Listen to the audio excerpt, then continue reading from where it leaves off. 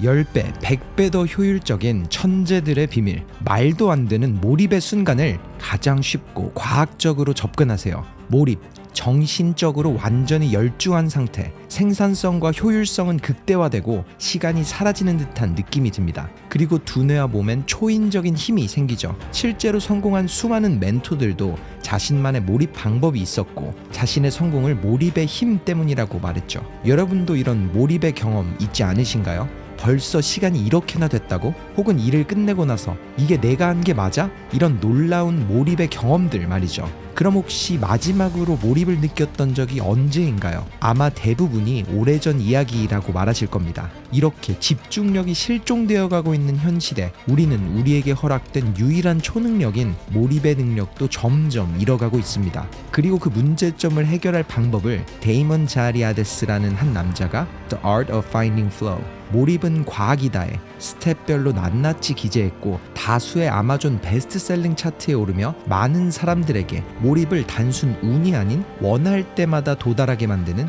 그런 과학적인 기술을 소개했습니다. 그리고 이번 영상에선 데이먼이 몰입은 과학이다에서 나눈 몰입에 들어가는 10단계 프로세스 중 가장 와닿았던 3가지 프로세스들을 여러분과 함께 나눠보려고 합니다. 먼저 데이먼은 이렇게 말합니다. 제가 제시하는 몰입을 설계하는 방법엔 형이상학적인 메커니즘이나 초자연적인 요소는 없습니다. 다만 연습이 필요할 뿐이죠. 필요한 몇 가지 조건들만 제대로 설계되어 있다면 몰입은 언제든지 가능한 일이 됩니다. 그렇게 데이먼은 3가지 조건을 제시합니다. 첫째는 반드시 특정한 목표가 있어야 한다. 이 부분은 누구의 압력에 의한 것이 아닌 나 스스로가 설정한 목표를 말합니다. 두 번째, 나 자신에 대한 확신, 눈앞의 일을 잘 해낼 수 있을 거란 생각과 어떤 난관이 닥쳐도 극복할 수 있다는 자신감을 가지는 걸 뜻합니다. 그리고 마지막 조건, 긍정적인 피드백 루프 가지기. 이 부분은 내가 설정한 목표를 향해 달려가며 나의 행동에 대한 평가를 얻을 수 있는 데이터,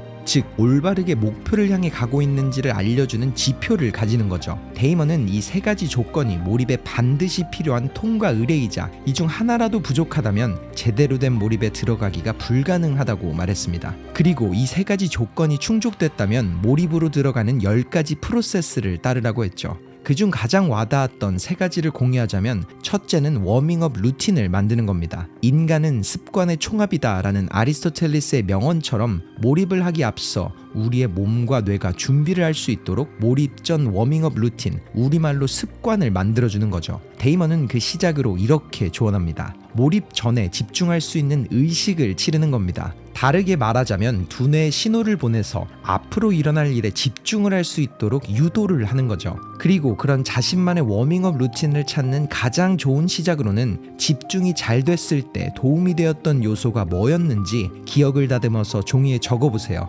호흡을 크게 한다거나 잔잔한 음악을 들었을 때 혹은 요가나 명상 아니면 산책 등의 경험이 있을 겁니다. 그리고 두 번째로는 집중하는 데 도움이 되었던 환경적 요인도 적어보세요. 창문이 없는 방 혹은 시계가 똑딱거리는 소리, 백색 소음이나 약간은 부산한 카페 등 자신에게 잘 맞았던 장소나 환경을 돌아보는 거죠. 그리고 이 종이에 작성한 것들을 토대로 여러 가지를 조합해서 테스트를 해보세요. 그렇게 자신만의 몰입 워밍업 루틴을 만드는 겁니다. 실제로 수많은 멘토들도 자신만의 루틴이 있었습니다. 한 가지 예로 에디슨은 먼로파크라는 발명소를 만들고 해당 오피스에서만 진무를 본 것으로 유명하죠. 그러니 여러분도 자신만의 워밍업 루틴을 통해 몰입에 들어갈 준비를 시작하면 됩니다. 그리고 나만의 루틴이 준비되었다면 두 번째 프로세스는 나의 에너지 피크 타임을 확인하는 겁니다. 모두의 지적, 신체적 능력이 다른 것처럼 몰입할 수 있는 가장 최적의 시간 또한 다릅니다. 그렇기에 나만의 에너지 피크 타임을 찾는 것이 너무나도 중요하다고